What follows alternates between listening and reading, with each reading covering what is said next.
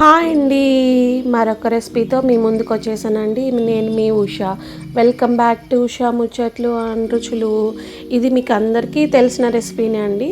But ఏమేమి uses ఉన్నాయో తెలిస్తే మాత్రం ఇప్పటి నుంచి రెగ్యులర్గా యూజ్ చేస్తారండి. అదేంటంటే ఏడాది పొడవునా లభించే క్యాబేజీ తోటి ఎన్ని లాభాలు ఉన్నాయో మీకు తెలిస్తే ఇప్పటి నుంచి కంపల్సరీ వాడతారండి. కొంతమంది మనలో క్యాబేజీ తినడానికి ఇష్టపడరు కదా, అలాంటి వాళ్ళు క్యాబేజీతో ఉండే యూజెస్ తెలిస్తే మాత్రం కంపల్సరీ యూజ్ చేస్తారండి. వీడియోలో చూపించినట్లు క్యాబేజీని సన్నగా వీలైనంత సన్నగా తురుముకోవాలండి. ఇలా సన్నగా చేసుకున్న తర్వాత మన కారానికి తగ్గట్టు ఉప్పు, కారం, అలాగే అంత మైదా అండ్ కార్న్ఫ్లోర్ అండి. ఒక వంతు మైదా అయితే దాంట్లో హాఫ్ వంతు కార్న్ఫ్లోర్ తీసుకుంటే మనకి గోబీ చేసుకోవడానికి, గోబీ పీసెస్ చేసుకోవడానికి చాలా బాగుంటాయండి, చాలా రోస్ట్గా వస్తాయి. సో ఇలా మొత్తం మైదా, కార్న్ఫ్లోర్ అంతా, ఉప్పు, కారం అంతా తరిగిన క్యాబేజీకి పట్టేలాగా మనము ఇలా మొత్తం ఫస్ట్ కలిపేసుకోవాలండి. కలుపుకున్న తర్వాతనే కొంచెం కొంచెం వాటర్ వేసుకుంటూ మనం దీన్ని బజ్జీల పిండిలాగా చేసుకోవాలన్నమాట. అంటే మరీ లూజ్గా ఉండకూడదు, అలాగని గట్టిగా ఉండకూడదు. ఈ క్వాంటిటీలో ఇలా ఉంది అంటే మనం చిన్న చిన్న గోబీస్ చేసుకుంటే బాగుంటుందండి. తర్వాత బాగా వేడెక్కిన ఆయిల్లో ఇవి చిన్న చిన్న పీసెస్ లాగా, అంటే వీలైనంత చిన్న చిన్న పీసెస్ లాగా చేసుకొని చిన్న చిన్న ఉండలాగా మనం వీటిని డీప్ ఫ్రై చేసుకోవాలండి. ఫస్ట్ పెన్నం నిండా వేసాక వెంటనే జాలిగరిటెతోటి తిప్పకూడదనమాట. ఒక 2-3 మినిట్స్ తర్వాత వీటిని జాలిగరిటెతోటి కిందికి పైకి అన్నీ కలిసేలాగా, అన్నీ చక్కగా ఆయిల్లో ఫ్రై అయ్యేలాగా కలుపుతూ వీటిని డీప్ ఫ్రై చేసుకోవాలండి. ఇవి డీప్ ఫ్రై అయ్యే లోపల కొన్ని యూజెస్ నేను క్యాబేజీ నుంచి ఏమేమి వస్తాయో కొన్ని డీటెయిల్గా షేర్ చేస్తున్నానండి. క్యాబేజ్ తినడం వల్ల చాలా యూజెస్ ఉన్నాయండి మన హెల్త్కి. వీటిలో బీటా కెరోటిన్ అనేది ఉంటుంది. సో ఈ బీటా కెరోటిన్ మన కంటి లోపల మచ్చల్ని తగ్గించడంలో యూజ్ అవుతుంది.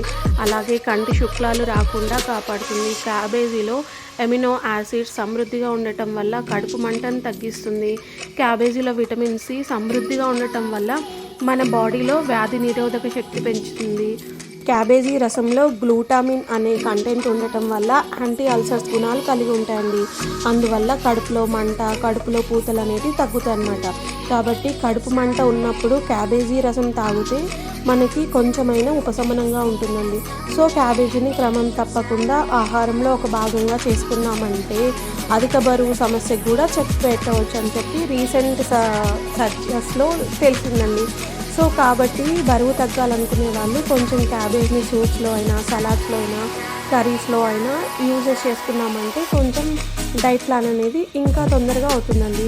క్యాబేజీలో ఫైబర్ అనేది చాలా ఎక్కువగా ఉంటుంది అన్నమాట.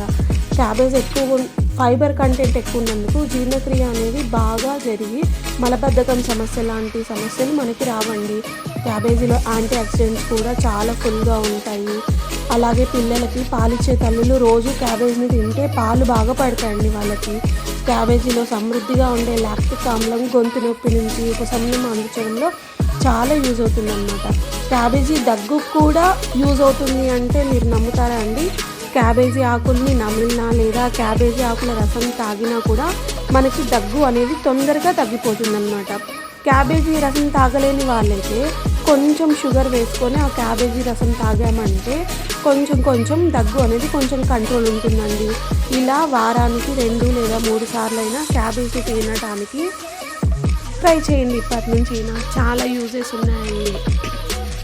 ఈ విధంగా మనము గోబీ ఫ్రైడ్ రైస్ని నేను చేసి చూపిస్తున్నానండి.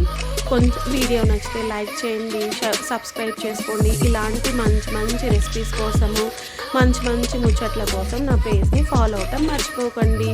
ఇన్ని యూజెస్ ఉన్న క్యాబేజీతోటి మీరేం వంటకాలు చేసుకుంటారో నా కామెంట్ సెక్షన్లో కామెంట్ చేయండి.